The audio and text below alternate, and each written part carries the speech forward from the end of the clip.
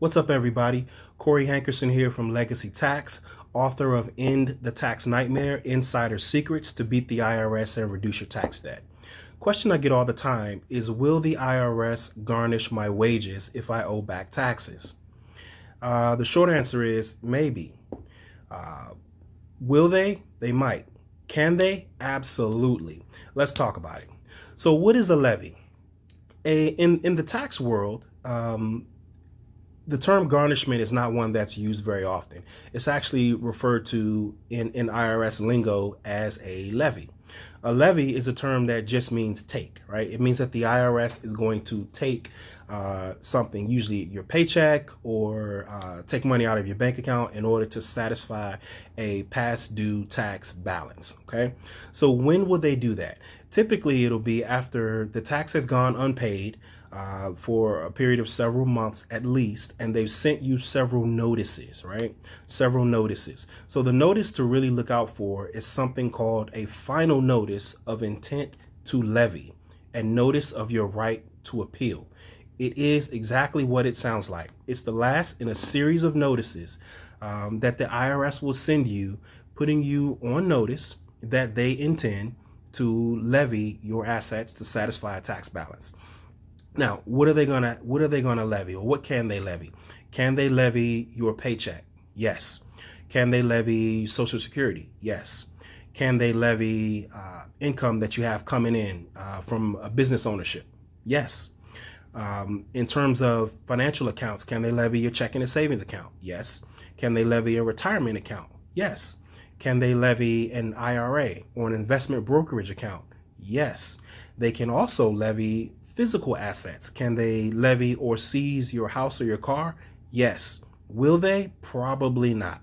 The IRS is not very interested at all in taking your house or your car, unless you are a celebrity, an athlete, politician, something along those lines.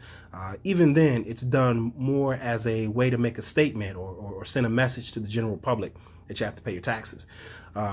They don't really want your physical assets. They'd much rather garnish your wages or take money out of your checking or savings account.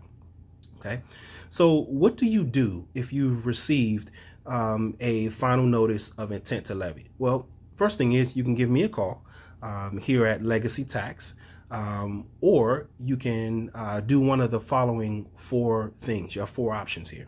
The first thing is, you can, of course, pay the tax in full. Obviously, if you pay the tax in full, that will stop a levy, right? They won't garnish you because you won't owe anything. Pretty straightforward.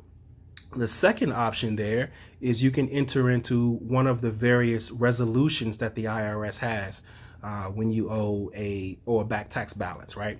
So what are those resolutions? The first one is one of the various types of payment plans, right? There are about 7 payment plans that you can choose from, or that are available. Not that you necessarily get to choose, but there are about 7 plans that are available to you. The second option is what's called a hardship, otherwise known as currently non-collectible, where you don't make any payments at all. The debt doesn't go away, but you don't have to make any payments on it, and that will stop a levy. The third option is a settlement program, also known as an offer in compromise. If you file an offer in compromise, you're offering to pay the IRS less than the amount that you actually owe. And that process is quite a lengthy process. It takes several months to get that accomplished. But while it is pending, that will stop a levy. The fourth option is an administrative appeal. You can request a collection due process hearing. It'll take anywhere from 2 to 3 months before your hearing rolls around. But while the hearing is pending, there will be no levy, right? So that'll stop a levy.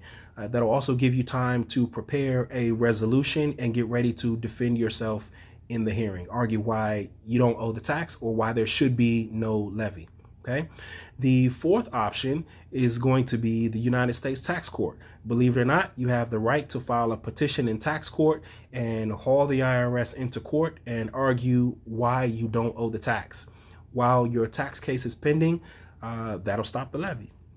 All right. So those are your 4 options that are available to you. Once you receive that final notice of intent to levy, you can go to tax court. You can request an administrative appeals hearing, You can avail yourself of one of the different types of resolutions, whether it's a payment plan, a settlement, or a hardship plan that's available to you. Or, of course, you can obviously pay the tax in full. If you find yourself struggling with an IRS tax case, I would invite each of you to obtain a free copy of my book. It's just packed full of pointers and tips to deal with IRS tax cases. You can get a copy of the book for free at endthetaxnightmare.com. There's a link below down in the description. That's endthetaxnightmare.com. The book is free. All right. Until next time, take care, guys, and talk to you all later. Bye-bye.